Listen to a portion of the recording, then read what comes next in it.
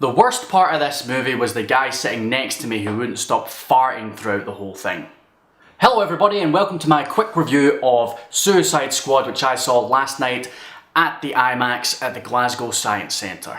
So the movie opens with a pretty typical scene of Amanda Waller describing how and why she's going to form this Suicide Squad.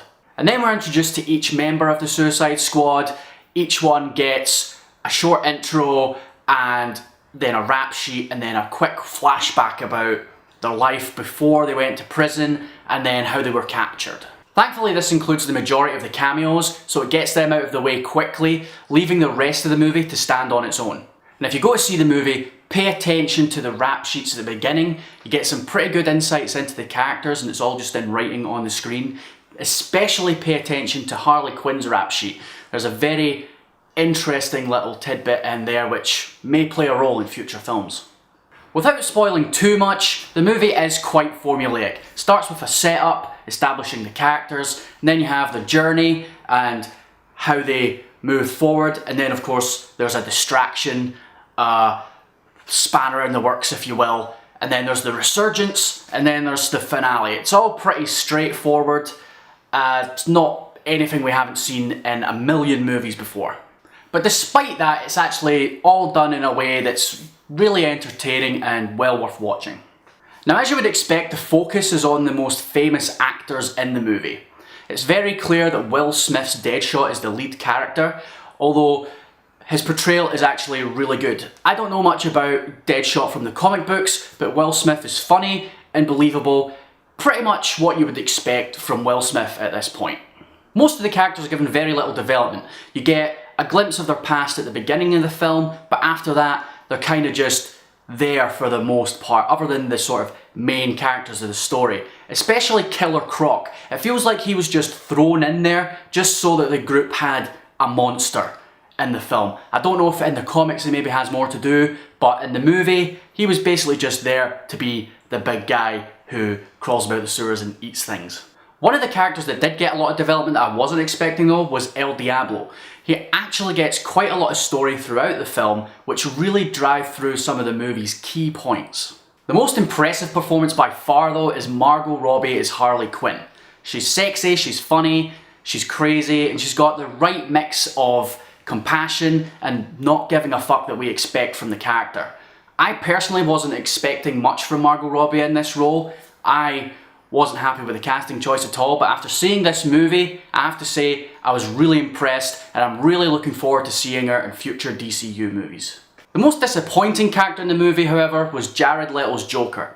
Now, there was nothing wrong with Jared Leto's portrayal per se. It was pretty good, although he does have some big shoes to fill considering how well Heath Ledger did, but it just seems like the Joker was really just used as an accessory to Harley Quinn's story, and he was really only thrown into the film in the present timeline, other than the flashbacks, just to act as a foil to the team, to throw the spanner in the works per se, and slow the movie down.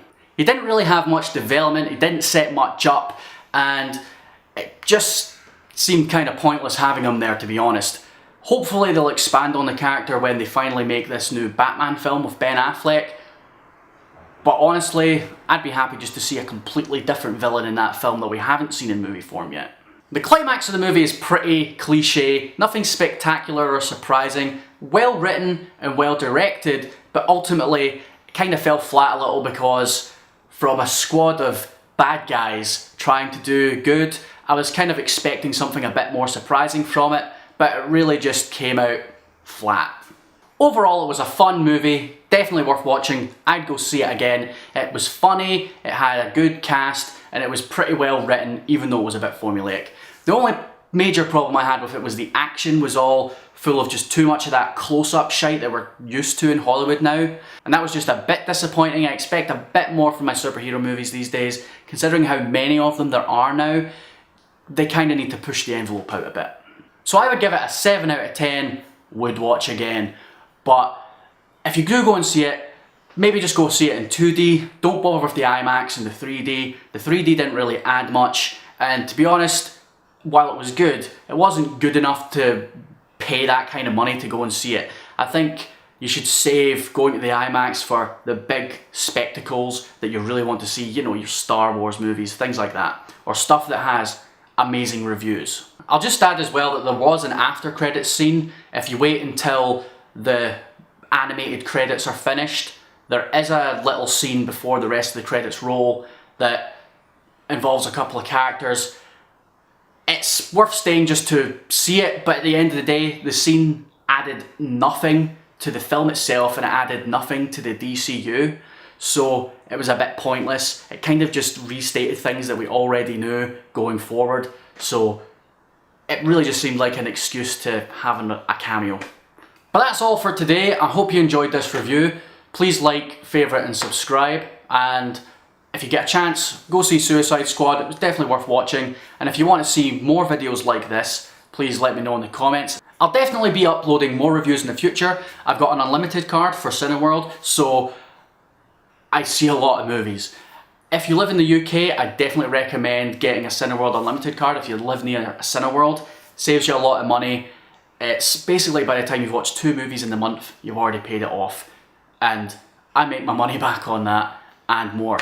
So I definitely recommend it. So look forward to more reviews in the future. I'll probably just pretty much review every movie I go and see.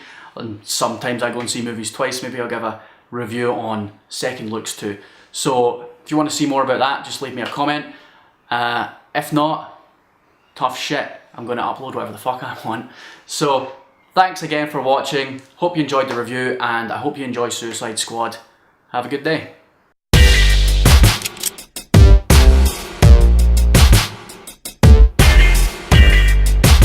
Hello everybody, and welcome to my quick review of Post coming through the door on a Saturday.